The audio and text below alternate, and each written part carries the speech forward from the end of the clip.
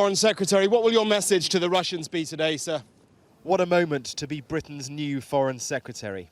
James Cleverly arriving for a special Security Council session as new atrocities emerge from Ukraine and Russia's president threatens nuclear war.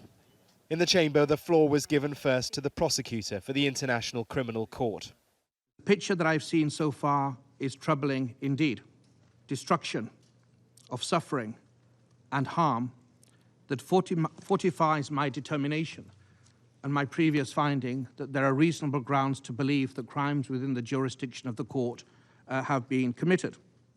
This is what his teams have seen in the past week. This is Izium, from where the Russians recently retreated. Mass graves filmed by Sky News, bodies exhumed by investigators, and signs of horrific deaths. But from the Russians, the continued narrative of denial.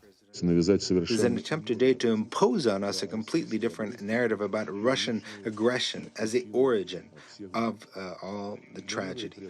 This ignores the fact that for over 8 years, the Ukrainian army and fighters from the nationalist formations killed and continue to kill inhabitants of Donbass with impunity. But he didn't have time to listen to the rest of the speakers. He walked out, off camera, as Britain took to the floor. He has left the chamber. I'm not surprised. I don't think Mr. Lavrov wants to hear the collective condemnation of this council. The Foreign Secretary quoted from the testimony of a Ukrainian wife and mother. My husband was left for hours lying on the floor in the pool of his blood. I don't know why. We'd done nothing wrong. Then they took my son away from us. I don't know where. I don't know if we'll ever see him again. I just want my boy back. But this chamber has heard these sorts of stories before.